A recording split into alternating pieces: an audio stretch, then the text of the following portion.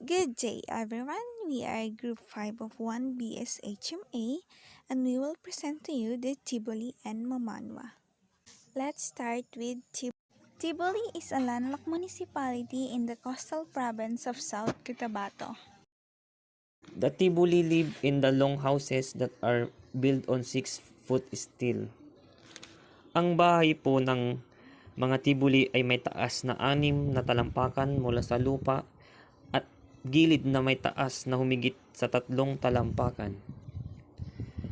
Homes are generally about 50 feet long and nearly 30 feet wide. They are typically constructed of bamboo, woods, and palm fruits. Ang poste ng bahay ay gawa sa kawayan maliban lamang sa 3 na mga nakatanim pa din sa lupa na ginagamit ng mga tao upang maging mas matibay ang loob ng bahay. The people do not live in towns or village, but live apart from each other in their widely separated houses. Sabi po dyan, ayaw po nilang tumira sa town or village. Mas gugustuhin po nilang tumira ng sama-sama. Bakit po gusto nilang tumira ng sama-sama? Para po makabuo sila ng isang lote o lupa na pawang magkakamag-anak lang ang nakatira. The Tibuli practice Sweden cultivating highland rice, tiniba, which is the staple food. Other crops include sugarcane, corn, and coffee, which are cash crops. Taro, sweet potatoes. Of domestic animals, the horse is an index of economic status, while forest products are important food sources. About the lake fish is an important protein source.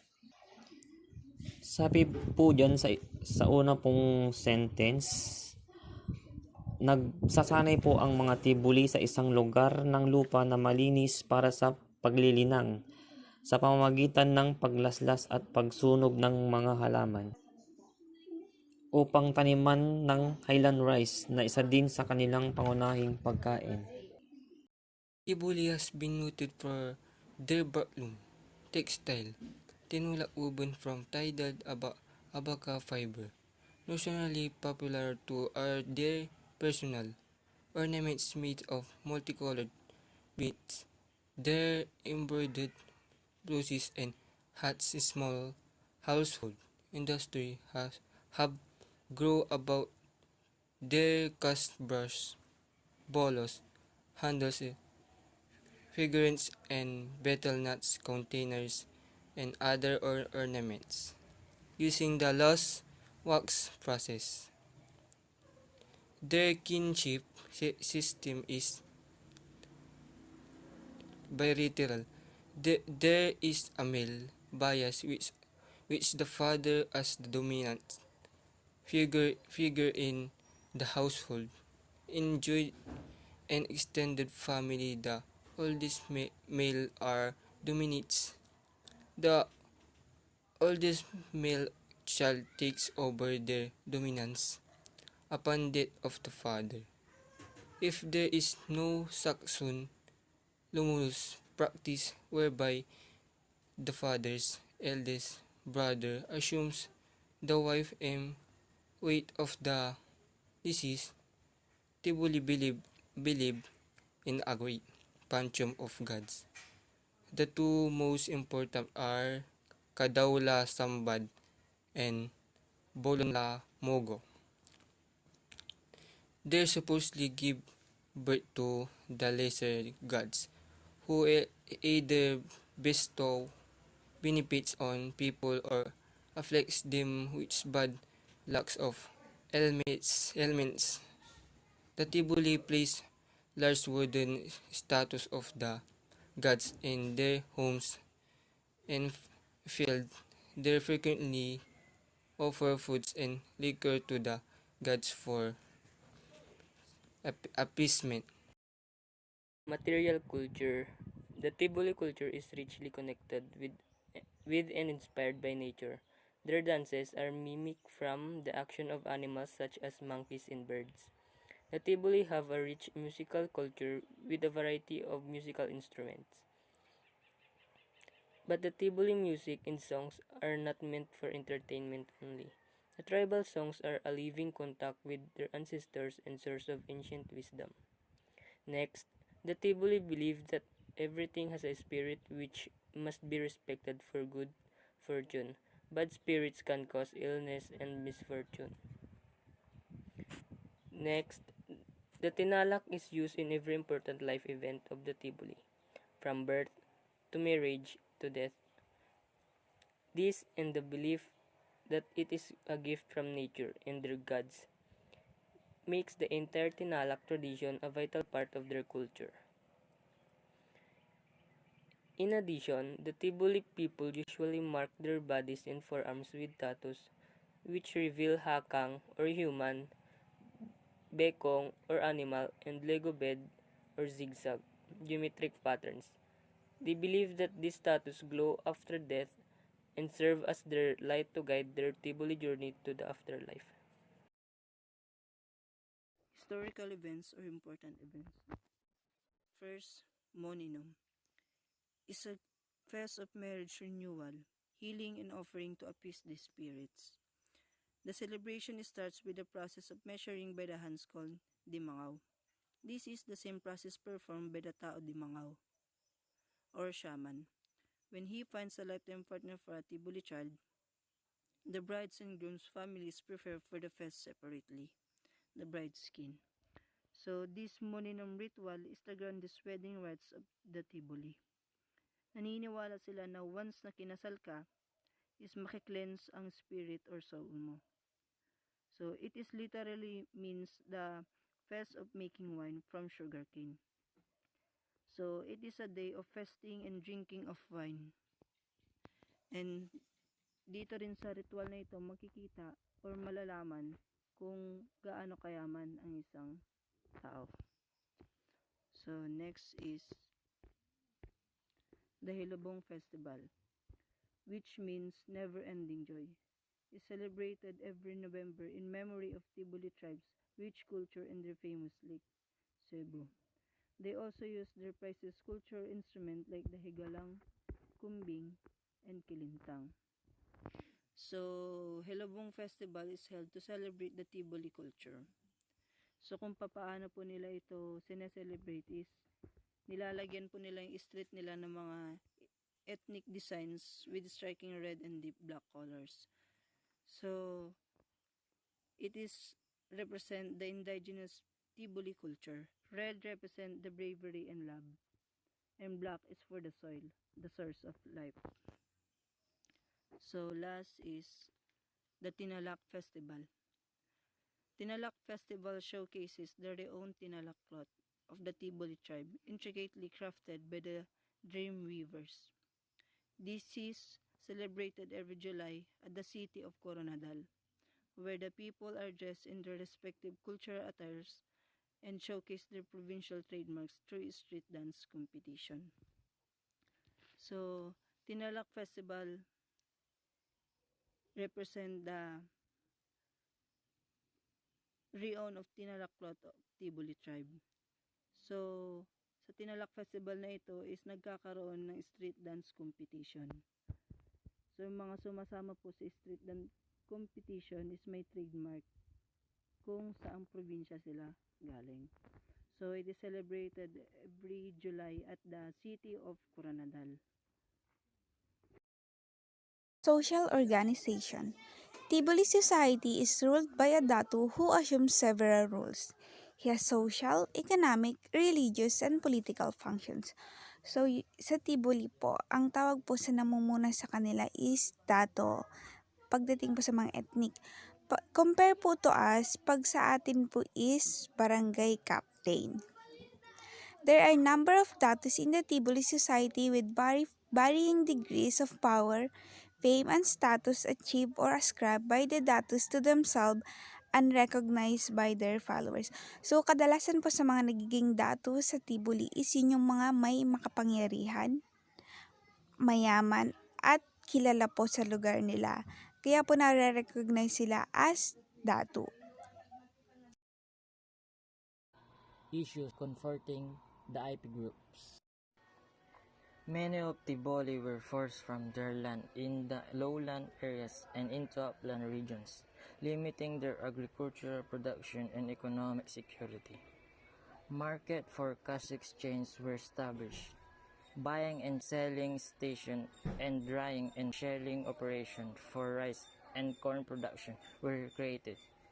Although some bartering still exists among the Tiboli, the influence of a market system inevitably wove itself into the fabric of Tiboli life. Marami sa Tiboli ang napipilitan mula sa kanilang lupain sa mga mababang lugar at patungo sa mga rehiyon sa Uka, means region. Nililimitan ang kanilang produksyon sa agrikultura at seguridad ng ekonomiya. Ang mga merkado para sa palitan ng salapi ay nasaksak. Ang pagbili at pagbebenta ng mga istasyon at pagpapatayo at pagpapatakbo ng shelling para sa produktong bigas at mais ay nilikha. Kahit na ang ilang bartening ay mayroon pa rin sa Tiboli, ang impluwensya ng isang sistema ng merkado ay hindi maiwasan maghabi sa tela ng buhay ng Tiboli. And now, let's go to Mamanwa. The location of Mamanwa. The Mamanwa can be found in Agusan del Norte, Surigao del Norte, Surigao del Sur, Palawan Island, and in the mountain of southern Leyte. The geography of Mamanwa. One of the oldest and still extant tribe in the Philippines is the Mamanwa tribes, who bear a striking physical resemblance to the Negritos. Their other name is Mamanwa Negritos, and are believed to be descendants of original settlers of the Philippines. Ang Mamanwa ang pinakamatanda at nanatiling mga tribo sa Pilipinas. Ang Mamanwa po, kung hindi nyo po naitatanong, ay may hawig po sa mga kaita. Maitim, pandak, kulot ang buhok at sarat ang ilong na may maiitim na mga mata. The worldview leadership is accorded to the eldest and most respected males in their community to lead the Mamanwas. Once chosen, the role as a tribal leaders cannot be passed down onto the next of kin. Communes comprised of 3 to 20 households arranged in a circle atop a high range or deep within a valley. Ang pagiging leader o pinuno sa Mamanwa ay inaakma nila sa pinakamatanda at pinakarespetadong lalaki sa kanilang pamayanan upang pamunuan ang Mamanwa. At kung sino man ang napili, ang papel nito bilang pinuno ng tribo ay hindi maaaring ipasa sa kamag-anak nito. Ang mga communes ay binubuo ng 3 hanggang 20 kabahayan. Ang mga communes ay isang komunidad. Sila ay may samahan at isang paniniwala. The Mamanwan dialect is bordered on the north and east by Surigao, on the west by a mixed vernacular of Surigao and Cebuano, on the southwest by Butuano, and on the southeast by Bislig Kamayo. Mamanwan is typologically an Austronesian language classified as a member of the Visayan language family tree of the southern Philippines. Ang wikang Mamanwa ay isang wikang gitnang Pilipinas na sinalita ng mga taong Mamanwa. Ginagamit ito sa mga lalawigan ng Agusan del Norte at Surigao del Norte sa Lake Mainit na lugar ng Mindanao. The Mamanwa are nomadic in nature, relying on hunting and gathering to survive and grow minimal crops such as yams to supplement their foraging activities. Ang mga Mamanwa ay likas na lagalag o nomadic. Umaasa sila sa pangangaso at nagtitipon upang mabuhay at lumago. kaunting mga pananim tulad ng yams upang madagdagan ang kanilang mga aktibidad sa paghahanap ng pagkain. Material culture of Mamanwa. The Mamanwa of the Caraga region are the oldest existing group of people in the Philippines and are believed that to be direct descendants of the Mambuti tribe in Africa. The term Mamanwa means first forest dwellers, derived from man, first, and Banwa means forest. They were already roaming the forest of Jabunga, Kitcharao, and Santiago when the Manubo arrived in the area. The Mamanwa tribe believed in the existence of Tahawan. The indigenous religion is derived from the word Tahaw, which literally means supreme being or God. Next, they are also a firm believer of the folk healing ritual of the tribe's Baylan or Tambalon or shaman.